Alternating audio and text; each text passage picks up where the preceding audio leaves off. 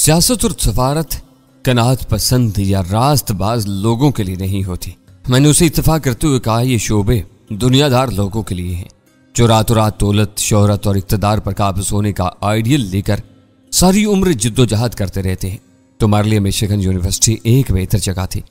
जब मैं दीवार से कूदा और तुमने मेरी गर्दन नापी तो मुझे अपने वजूद पर शर्म आने लगी थी। मेरी ऐसी आदत कभी नहीं हुई थी। गनीमत हुआ कि मेरा वास्ता तुम जैसे शरीफ हरीफ से पड़ा। कोई आदि मुजरिम होता तो मुझे गोली ही मार देता। मैं मौत से नहीं डरता, लेकिन ऐसी शर्मनाक मौत से जरूर डरता हूं जिसके बाद मेरे बीवी बच्चे भी मेरे किरदार के बारे में शकूक व शुबहात का शिकार हो जाए। बड़ों से विरसे में मिलने वाली दागदार शोहरत नई नस्ल की हर कामयाबी को निकल जाती है। चक्कर काट कर हम जल्द ही जॉर्ज के मकान के करीब पहुंच गए। अव्वल खान ने अक्लमंदी की कि हमारे बाद वहां आया, वरना गेट पर रुकने वाली मोटरसाइकिल चौकीदार को चौकन्ना कर सकती थी। जॉर्ज ने घंटी बजाने की बजाय चौकीदार को आवाज देकर गेट खुलवा लिया। मुसल्ला और चाकू चुबन चौकीदार अपने मालिक को दो अजनबी चेहरों के साथ बाहर मौजूद पाकर हैरान रह गया। उसकी दानिश में उसके मालिक को घर में मौजूद होना चाहिए था। शायद उसके फरिश्तों को भी इल्म नहीं था कि जॉर्ज दीवार फांद कर पीछे वाले अहाते में कूदा था। निगाहों में तैरती हुई हैरत के बावजूद चौकीदार जॉर्ज से कोई सवाल करने की हिम्मत नहीं कर सका। वो बावकार अंदाज में आगे बढ़ गया। अव्वल खान ने अपनी मोटरसाइकिल बाहर ही छोड़ दी जिसे चौकीदार अंदर धकेल लाया। जॉर्ज का मकान बहुत खूबसूरत था।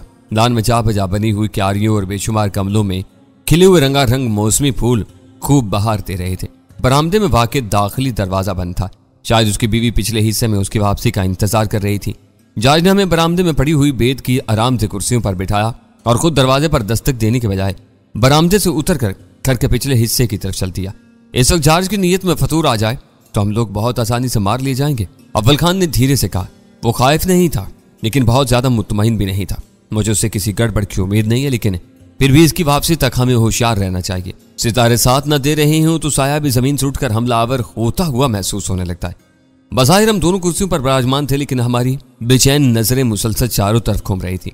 आखिर कई मिनट बाद बरामदे में खुलने वाले दरवाजे के हजमी कुफल में चाबी घूमने की आवाज आई और दरवाजा खुल गया। वहां जॉर्ज अकेला खड़ा था। उसके चेहरे पर फिक्रमंदी के साए लर्जा थे। उसकी दावत पर हम ड्राइंग रूम में दाखिल हो गए। इस सरास्ता कमरे में आसाइश के लिए सरवतो अमारत के मुजाहरे से ज्यादा सलीके से काम लिया गया था। वहां बैठकर तहफ्फुज, ताजगी और आराम का एहसास हुआ था। मैंने तुमसे कहा था कि नैन्सी बहुत हिसास औरत है, वो मुअज़्ज़ज़ खान अल-आज़म बोला। वो इस बात पर परेशान हो गई है कि मैं दीवार से जाकर गेट से वापस आया हूँ और तो मकामी मेरे साथ है। कराची में मुकीम अमरीकनों को दरपेश खतरात की बार बार की याद दहानियों ने नैन्सी को मकामियों से खौफजदा किया हुआ है। वह तुम्हारी मेजबानी नहीं कर सकेगी। मैं इस वक्त अस्काच की शदीद तलब महसूस कर रहा हूँ। तुम दोनों क्या पियोगे? मैं तुम्हारा साथ दूंगा। जॉर्ज की पेशकश पर मेरे दिल के किसी खाने में ख्वाबीदा महनोशी की ख्वाहिश अचानक बेदार होगी। अव्वल खान की तरफ इशारा करके मैंने बात जारी रखी। इसके लिए जूस ले आओ। गुड। जॉर्ज के पतले पतले गुलाबी होंठों पर खफीफ से मुस्कुराहट तैर गई। मुझसे मिलने वाले बेशतर पाकिस्तानी शराब से इनकार नहीं करते। मेरी समझ में नहीं आता कि तुम लोगों को बुनियाद परस्त क्यों कहा जाता है। इसका वो बेसाख्ता और मासूमाना सवाल बहुत सख्त था। लम्हा भर के लिए अव्वल खान का चेहरा सुर्ख हो गया। फिर उसने संभल कर कहा, ये सियासी बातें, हमें इनसे कोई सरोकार नहीं रखना चाहिए। ड्राइंग रूम से मुल्हिक खाने का कमरा था। जॉर्ज एक कैबिनेट में से जुमला लवाजिम ट्रे में रखकर वहीं ले आया। फिर उसने फ्रिज से आइस ट्रे भी निकाल ली। मगरबी आदाब और रवायात के मुताबिक पहले उसने फ्रूट जूस की बोतल से अव्वल खान का गिलास लबरेज किया, फिर मेरे और अपने गिलासों में डबल पैग के बराबर अस्काच उंडेली। मेरे लिए वो मिकदार बकदरे अश्के बुलबुल थी जिससे हल्क तर होना भी मुहाल था। मैंने अपने गिलास की मिकदार में खुद इजाफा किया तो जॉर्ज हैरान रह गया। तुम तो स्कॉच भी बियर की तरह लेते हो। नहीं, मैं इसमें ठंडा पानी मिलाऊंगा। मेरे जवाब पर उसने इखलाकन हल्का सा कहका लगाया और उठकर ठंडे पानी की बोतल लेने चला गया। मैंने अपने लिए सिगरेट सुलगा ली। उसने बर्फ के डले डाले। मैंने अपने गिलास को पानी से भर लिया, फिर भी मेरे गिलास का रंग गहरा था। हमारी नई दोस्ती के नाम जॉर्ज ने जाम तजवीज किया। दोनों गिलास बैक वक्त लबों तक गए और फिर मेज पर आ गए। जॉर्ज ने अपने लब तर कर लिए थे। मेरे धाने से मेरे तक आग की एक गहरी लकीर उतरती चली गई थी। वीरा कहाँ है? हमें उसके पास ले चलो। मैंने उसकी आंखों में आंखें डालकर कहा। वो एक ख्वाबगाह में सो रही है। मैं तुम्हें बता चुका हूं कि वो 11 बजे के करीब होश में आएगी। इतनी देर तक तुम्हें इंतजार करना पड़ेगा। सोती हुई औरत के कमरे में मर्दों का जाना मुनासिब नहीं है। ये कहकर उसने अपनी रिस्ट वॉच पर निगाह डाली और दोबारा बोला, 10:15 बज रहे हैं। अब मैं डॉक्टर मोंडियल से बात कर लूँ। वो अपना गिलास लेकर ड्राइंग रूम के किसी उस गोशे में चला गया जहाँ टेलीफोन रखा हुआ था। अगर वीरा के होश में आने से पहले डॉक्टर मोंडियल यहाँ आ गया और उसने हंगामा खड़ा कर दिया तो क्या होगा? अव्वल खान ने सरगोशाना लहजे में सवाल किया और मैं भी मुस्तरिब हो गया। इस बारे में मैंने गौर ही नहीं किया था। यह नामुमकिन था कि डॉक्टर मोंडियल सरदार वजहातुल्लाह के मकान से जॉर्ज को उठाकर रुखसत हो जाता। असोली तौर पर उसे पहले जॉर्ज के घर आना चाहिए था, फिर उसे साथ लेकर जान की तरफ जाना चाहिए था। मेरी समझ में नहीं आया कि जॉर्ज को किस तरह फोन करने से रोकूं। मैंने जॉर्ज की तरफ ध्यान दिया तो वो फोन पर बातें करने में मसरूफ था, जिसका मतलब था कि उसका मोंडियल से राब्ता कायम हो गया था। इस बारे में कुछ सोचना बेसूद था। अब हमें आने वाले वक्त की तैयारी करनी थी। डॉक्टर मोंडियल हमें किसी भी तरह आसानी से नजरअंदाज नहीं कर सकता था। कई मिनट तक मेरा ज़हन इन्हीं बातों में उलझा रहा। गिलास में से आतिशी सयाल मेरे मैदे में मुंतकिल होता रहा और फिर मैंने मुदाफ़आना सोच यकसर मुस्तरद कर दी। हम हर कीमत पर वीरा को आज़ाद कराने का मिशन लेकर घर से निकले थे। तशद्दुद अमेज टकराव के बाद खुशकिस्मती से जॉर्ज अस्टार हमारे सामने आ गया था। उसके मुफाहमाना रवैये की वजह से हमारे बाद के मराहिल आसान हो गए और हम लड़े भिड़े बगैर इस वक्त जॉर्ज के मकान में मौजूद थे। जहां तक जॉर्ज और उसकी बीवी बच्चों का ताल्लुक था, मैं इनमें से किसी को नुकसान पहुंचाने का इरादा नहीं रखता था, लेकिन डॉक्टर मोंडियल अगर हमारे लिए कोई मसला खड़ा करने की कोशिश करता तो उसे ताकत के बल पर जेर किया जा सकता था और फिर हम ताकत ही के बल पर वीरा को वहां से निकाल ले जा सकते थे। इस नखुशगवार तसादुम के नतीजे में जॉर्ज और उसके अहले खाना का मुतासर होना नागुज़ीर था, मगर जॉर्ज इसके लिए सारी जिम्मेदारी हमारे सर नहीं डाल सकता था। मैंने अव्वल खान को अपने अफकारे ताज़ा से बाखबर किया तो उसका चेहरा दमक उठा और वो खुश होकर बोला, खुदा का शुक्र है कि तुमने इन खतूत पर सोचना शुरू कर दिया, वरना ऐसा मालूम हो रहा था जैसे जॉर्ज के घर से रुखसत होने तक तुम महात्मा बनकर अदम तशद्दुद की जिंदगी अपना लोगे। जॉर्ज टेलीफोन पर गुफ्तगू से फारिग होकर हम लोगों के पास लौट आया। डॉक्टर मोंडियल एम्बुलेंस में अपने 2 आदमी लेकर आ रहा है। उसने आते ही ऐलान किया, सामना हो जाए तो तुम दोनों को उससे उलझने की जरूरत नहीं। वो इस वक्त जान के लिए बहुत फिक्रमंद है, मैं उसे संभाल लूंगा। तो क्या वो सीधा तुम्हारे घर आ रहा है? अव्वल खान बेसाख्ता सवाल कर बैठा। और कहाँ जाएगा? सरदार वजाहतुल्लाह का घर इसके लिए अजनबी है, उसने कहा और अपना गिलास खाली करके ये कहता हुआ उठ गया। वो नैन्सी को देखकर चंद मिनट में वापस आ जाएगा। मैं सुनता रहा हूं कि मगरिब में खानदानी रिश्ते बहुत कमजोर और हर एहतराम से आरी होते जा रहे हैं, लेकिन जॉर्ज अपने रवैये से इन सब बातों को गलत साबित कर रहे हैं। अव्वल खान ने खुशगवार हैरत से कहा, जॉर्ज अस्टार्क की जात में इखलाक, किरदार और जिंदगी की दूसरी कदरों का एक उम्दा तसलसल मौजूद है। इसे अपनी इज्जत नफ्स अजीज है, फरेबकारी से नफरत है, वो कनात पसंद है और इसीलिए बीवी बच्चों से मोहब्बत करता है। लालची और मकार शख्स तो शायद अपनी जात से भी वफादार नहीं होता। जिंदगी बहुत सी इकदार का मजमुआ होती है। जॉर्ज को सही तरबियत और सोहबत मिली है, इसलिए वो मिसाली रवैयों का आदी नजर आता है। बिगड़े हुए लोग कदम कदम पर इन इकदार की धज्जियां बखेरते हुए नजर आते हैं। इसकी वापसी तक हम दोनों इसी के बारे में बातें करते रहे। अपने किरदार की मजबूती की वजह से वो उसी लायक था कि उसके बारे में बातें की जाए और उसकी कामयाब जिंदगी से सबक लिया जाए। जब वो सर झुकाए अपने लिए स्काच का दूसरा गिलास बना रहा था तो मैं ये सोचकर दिल ही दिल में नादम हो रहा था कि मैं अमरीकनों को मजमूई तौर पर हमेशा बुरे अलकाबात से याद करता रहा था, जबकि जॉर्ज भी अमरीकन ही था। ये एक इत्तेफाक था कि जॉर्ज से पहले जो लोग मुझसे टकराए वो सब भी चालाक, मक्कार और खूनी दरिंदे थे। ऐसे लोगों के जरिए किसी भी कौम का सही तारुफ हासिल नहीं होता था, क्योंकि कौम बहरहाल अफराद ही का मजमुआ होती है। अफराद के मिजाजों का तजाद जाहिर करने के लिए राज अल्मेडा और जॉर्ज अस्टार्क की सूरत में 2 जीते जागते अमरीकन हमारे सामने थे। डिफेंस कराची का एक कुशादा और बहुत पुरसकून इलाका है। चांदरूनी हिस्सों में ट्रैफिक का शोर तो दरकिनार, हार्न की आवाज भी भूले भटके ही सुनाई देती है। जॉर्ज का मकान ऐसे इलाके में वाक़ था। बाहर हार्न की तेज आवाज गूंजी तो हम तीनों ही बुरी तरह चौंके थे। जब बाहर के किसी आदमी की हरकत है, जॉर्ज ने खुश दिली से कहा, डिफेंस के मकीन आमतौर पर यूं हार नहीं बचाते। खान, डिफेंस में सारे ही फरिश्ते जो रहते हैं। अव्वल खान ने जहर खंद के साथ कहा, नहीं, यहाँ चोर, डाकू, स्मगलर और कातिल भी जरूर रहते होंगे। यार मकान अपनी जगह पर एक जजीरा है, किसी को गर्ज नहीं होती कि इसके पड़ोस में कौन रह रहा है। इस माहौल में बदनाम लोगों को छुपने का मौका मिल जाता है, मगर वो भी दूसरों की देखा देखी ऐसी हरकतों से गुरेज करते हैं ताकि नजरों में ना आ जाए। इसके बाद अधूरी रहेगी क्योंकि मुसल्ला चौकीदार दरवाजे पर आ मौजूद हुआ था। डॉक्टर मोंडियल एम्बुलेंस में आए हैं, आपको बाहर बुला रहे हैं। जॉर्ज के मुतवज्जा होने पर उसने अंग्रेजी फिक्रे जिस लव लहजे में अदा किए थे उसका करीब तरीन तर्जुमा यही हो सकता था, मैं आता हूँ। जॉर्जिया के अगर सुरात से बाहर निकलता चला गया। मेरे सर से एक बहुत बड़ा बोझ हट गया। डॉक्टर मोंडियल ने खुद अंदर आने के बजाय जॉर्ज को बाहर बुलाया था। इसका मतलब था कि वो जल्द अज जल्द जान तक पहुंचने के लिए बेचैन था। वहां जान जिस सबतर हालत में पड़ा हुआ था उसकी बिना पर मुझे यकीन था कि मोंडियल तिब्बी इमदाद का फौरी आगाज करके उसे जल्द अज जल्द किसी ऑपरेशन थिएटर तक ले जाना चाहेगा और यूं वापसी में भी उससे सामना होने का खतरा टलता हुआ नजर आता। गिलास जल्दी खत्म कर लो, अव्वल खान ने अपनी जगह छोड़ते हुए मुझसे कहा। क्यों, क्या इरादा तुम्हारा? मैंने उसे घूरते हुए खुश्क लहजे में पूछा। 11:15 बज चुके हैं, उसने अपनी रिस्ट वॉच मेरे सामने करते हुए कहा। जॉर्ज 10-15 मिनट में वापस नहीं आ सकेगा। डॉक्टर मोंडियल भी आ गया, हमें जल्द से जल्द वीरा तक पहुंचना चाहिए। जॉर्ज अस्टार्क की गैर मौजूदगी में उसकी इजाजत के बगैर मकान के अंदरूनी हिस्से में घुसना गैर इखलाकी हरकत थी। बात सिर्फ जॉर्ज की होती तो मैं सख्ती से अव्वल खान की मुखालफत करता, लेकिन जॉर्ज जिन लोगों के लिए काम कर रहा था वो बदतरीन फितनागर थे और इखलाकी नज़ाकतों पर गौर करने से ज्यादा हरीफ को उधेड़ टालने में दिलचस्पी रखते थे। अव्वल खान के साथ अंदरूनी हिस्से में चकराते हुए मुझे यह अंदेशा लाहक था कि हम वीरा की तलाश में कहीं नैन्सी की ख्वाबगाह में न जा घुसे। इस बदतमीजी पर खौफ की वजह से वो शायद हमें तो कुछ न कहती, लेकिन जांच पर जरूर बरहम होती कि उसने तहजीब से आ रही मकामियों को अपने घर में खुला छोड़ दिया था। हमने कहीं तबाह आजमाई करने से पहले जिसके बाद दीगरे हर बंद दरवाजे का जायजा ले डाला और उस नतीजे पर पहुंचे कि इस घर में सोने के सिर्फ 3 ही कमरे थे। इनमें से अगले सिरे पर बना हुआ कमरा ऐसा था जो बैरूनी दरवाजा होने की सूरत में शायद पूरे घर से अलग थलग होकर गेस्ट रूम का काम दे सकता था। अव्वल खान ने आहिस्तगी से दरवाजे का हैंडल घुमाकर जोर डाला, मगर दरवाजा टस से मस नहीं हुआ।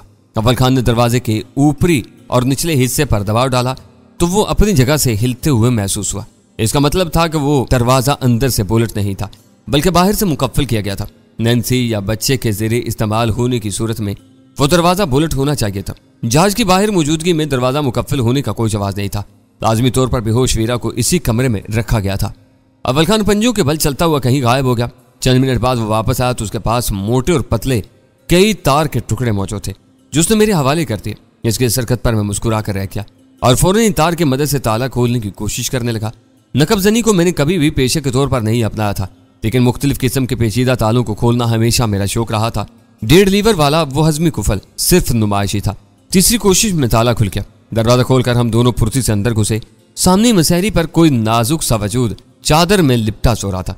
अव्वल खान ने दरवाजा बंद करके अंदर से बुलेट कर लिया और मैं मसहरी तक पहुंच गया। बदन पर से चादर हटाए बगैर मैंने अंदाजा लगा लिया कि वो वीरा ही थी। उसने सर से पैर तक चादर उड़ी हुई थी। मैंने धीरे धीरे उसके चेहरे से चादर उठा ली। वो जरा कसमसाई, मगर उसकी गहरी नींद या बेहोशी में कोई फर्क नहीं आया। उसकी बड़ी बड़ी आंखों पर पपोटों की चलमन गिरी हुई थी। इससे नीचे लंबी लंबी पलकों की झालर सजी हुई थी। सुर्ख सफेद चेहरे पर ऐसा बेकरां इत्मीनान फैला हुआ था जैसा वो दुश्मन की कैद की बजाय अपने कमरे में सो रही हो। चार्ज ने इसीलिए किसी औरत की ख्वाबगाह में अजनबी मर्दों के दाखिले की मुखालफत की थी। अव्वल खान ने मुझे टोका देकर कहा, खोरने के बजाय इसी होश में लाने की कोशिश करो। सच ये है कि एक तवील वक्फे के बाद इसे बेहजाबी के साथ आलम ख्वाब में देखकर मुझ पर बेसाख्ता रकस सी तारीख होने लगी थी। मैंने झरझरी लेकर खुद को संभाला और साइड टेबल पर रखी हुई मिनरल वाटर की बोतल से उसके मुंह पर पानी के छींटे देने लगा। पता नहीं वीरा के ज़हन पर से मुसक्कन दुआ के असरात खत्म हो रहे थे या यह पानी की छींटों का कमाल था कि वीरा पहले कसमसाई, फिर उसने आंखें खोले बगैर कसलमंदाना अंदाज में कई अंगड़ाइयां ली और आखिरकार हड़बड़ाकर आंखें खोलती। इस वक्त वीरा की नीलगूं आंखों में खुमार के गहरे डोरे तैरे थे। उसने आंखें खोली तो मेरा चेहरा उसके सामने मौजूद था। खुमार और बेयकीनी के आलम में उसने 2-3 मरतबा आहिस्ता आहिस्ता पलकें झपकाई और फिर उसके होंठों पर एक वाहियाना मुस्कुराहट फैल गई। शायद वो खुशी से बेकाबू होकर चीख ही पड़ती, मगर मैंने अपने होंठों पर उंगली रखकर उसे खामोश कर दिया। खुद पर काबू रखो, अभी हम दुश्मन के घेरे में हैं, मैंने सरगोशियाना लहजा में कहा।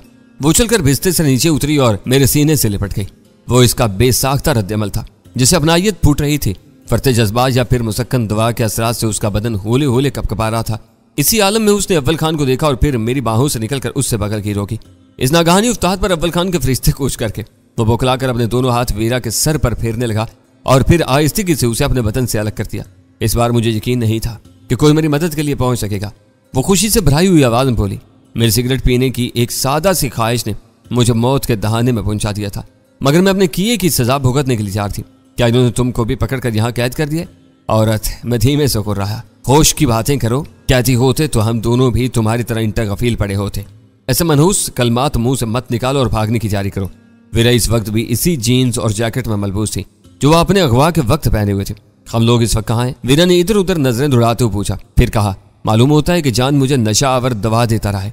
मैं बहुत ज्यादा कमजोरी और नकात महसूस कर रही हूँ। तुम्हें कंधे पर नहीं बिठाया जाएगा। बिखरे हुए बालों में बुरश फेर कर अपना हुलिया दुरुस्त करो ताकि दुश्मनों को मुंह दिखाने के काबिल हो सको। इनकी टोली किसी भी वक्त यहाँ पहुंच सकती है। वीरा फौरन ही दीवार के ड्रेसिंग टेबल के सामने पहुंच गई और जल्दी जल्दी हुलिया दुरुस्त करने लगी। चंद ही सानियों में हम तीनों उस कमरे से बाहर निकल आए। घर में बदस्तूर सन्नाटा था। नैन्सी और जॉर्ज के बच्चे गालबन अपने अपने कमरों में महसूर टेलीविजन वगैरह से महसूस होने लगे थे, क्योंकि इस मर्तबा राहदारी में किसी अंग्रेजी प्रोग्राम की दबी दबी आवाजें सुनाई दे रही थी। अब क्या करने का इरादा है? ड्राइंग रूम में दाखिल होते हुए अव्वल खान ने पूछा। बस जॉर्ज का इंतजार करेंगे, मैंने बेसाख्ता जवाब दिया। वो आ जाए तो फिर हम घर चल देंगे।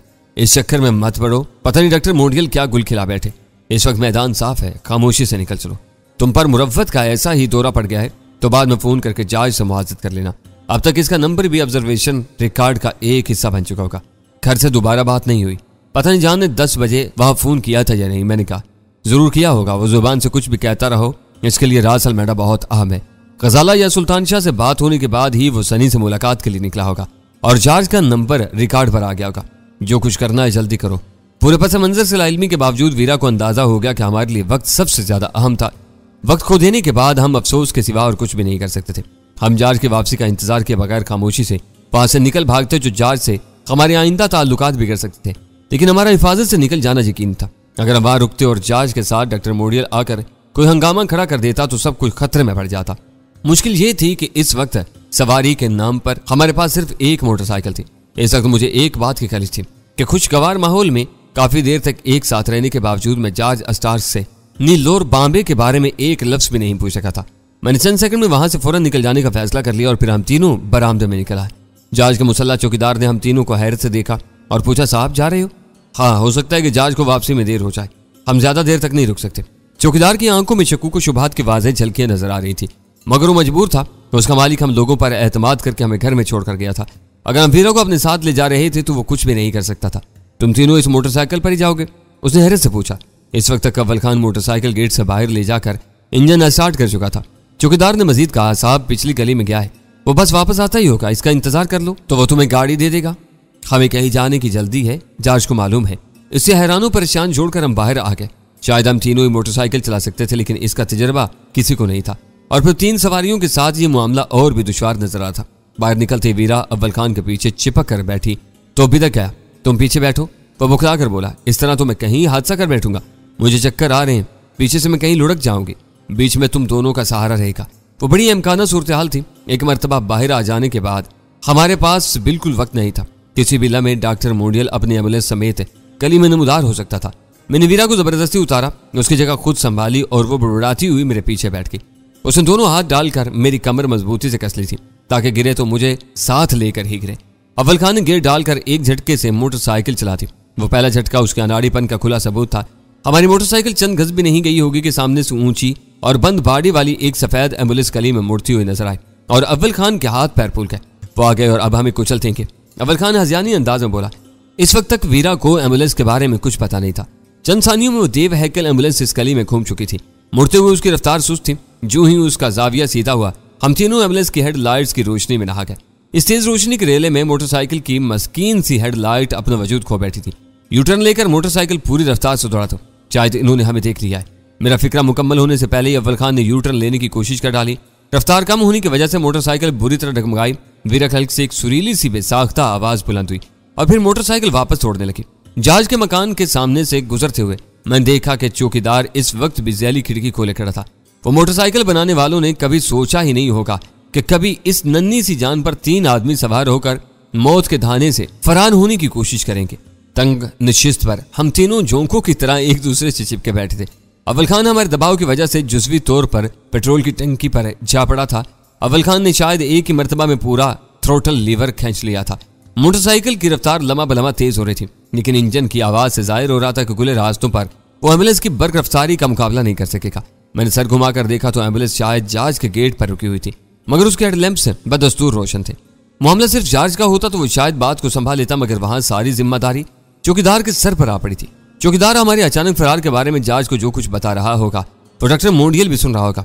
वह हम लोगों के बारे में जो कुछ भी बुरी भली राय कायम करता वो एक अलग बात थी। इसका फौरी फैसला यही होता कि मोटरसाइकिल पर भागने वालों का ताक़ुब करके पहले इन्हें पकड़ा जाए और फिर इनके बारे में जॉर्ज की कहानी सुनी जाए।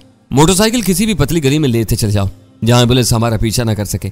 इंजन के तेज एहतिजाजी शोर, हर हवा के दबाव की वजह से मैंने तकरीबन चीख कर अव्वल खान को हटाई थी। यहाँ साली कोई पतली गली ही नहीं है। अव्वल खान की झिल्लाई हुई आवाज आई, हर तरफ चौड़ी चौड़ी सड़कें ही सड़कें हैं। जरा देखो तो, मुझे महसूस हो रहा है कि वो रुक गए हैं। हाँ, वो रुक गए हैं। ये कहकर मैंने इस्तरारी तौर पर सर घुमाया तो एम्बुलेंस की रुकी हुई रोशनियां धीरे से हरकत में आ गई। मैं चीख पड़ा, वो दोबारा चल पड़े हैं। अपनी रफ्तार बढ़ाओ और निकलने की कोशिश करो, डिफेंस में हमें पनाह नहीं मिलेगी, वो हमें रोन डालेंगे। कितना मजा आ रहा है। वीरा अपना चेहरा मेरे शाने पर टिकाकर होले से मनमनाई। रात की भीगी भीगी हवाओं में हम दोनों कितने करीब हैं। कैद से रिहाई मिली तो ऐसी कि मैं सोच भी नहीं सकती थी। जी चाह रहा है कि दबोच कर तुम्हें मसल डालूं।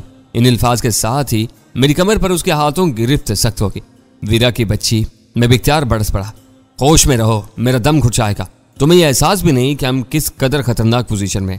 जरा सी देर में वो हमें कुचलने पर कादिर हो जाएंगे। कुचल दे। इस बार वो मेरे कान से इतने करीब होकर बोली थी कि मैंने अपने चेहरे पर उसके सांसों की हरारत महसूस की थी। वो बिल्कुल सरगोशियाना आवाज में कह रही थी, मुझे किसी बात की परवाह नहीं है। वो कुचलेंगे तो हम दोनों एक साथ मरेंगे। जलने वाले अपनी आग में बिल्कुल ही झुलस कर रह जाएंगे। और होश में रहो वीरा, मैं गुर्राया, वरना मैं कोनी मार कर तुम्हें चलती मोटरसाइकिल से नीचे फेंक दूंगा। यार क्यों शोर मचा रहे हो? अव्वल खान बेजारी के आलम में बोला। 2 की सीट पर 3 आदमी बैठते हैं तो थोड़ी सी तंगी होती है। मुझे तुमने टंकी पर धकेला हुआ है, अब मैं भी तुम्हें कोनी मारने लगूं? हवा और सरगोशियाना लहजे की वजह से वीरा की बेहुदा बकवास अव्वल खान के कानों तक नहीं पहुंच रही थी, जबकि मेरी ऊंची आवाज वो पूरी तरह सुन रहा था। वो ये समझ रहा था कि मैं महज बेआरामी की वजह से वीरा को झाड़ रहा था। चार्ज के घर से फरार होते हुए हम तीनों ने कुछ भी नहीं सोचा था। एम्बुलेंस नजर आने के बाद ज़हन में सिर्फ एक बात थी कि हमें इनसे आगे दौड़ लगानी चाहिए। अव्वल खान सीधा जाने के बजाय रास्ते के करीबन हर मोड़ और क्रॉसिंग को पूरी महारत से इस्तेमाल कर रहा था। जगह जगह मुड़ने की वजह से एम्बुलेंस अपनी पूरी रफ्तार पर नहीं पहुंच पा रही थी। ये बात हमारे हक में थी। मैं दिल में दुआ मांग रहा था कि वही महफूज फासला बरकरार रखते हुए हम किसी कच्ची आबादी के करीब पहुंच जाएं तो हमें अपने ताक़ुब में आते हुए मशीनी फ्रीज से निजात मिल सकती है।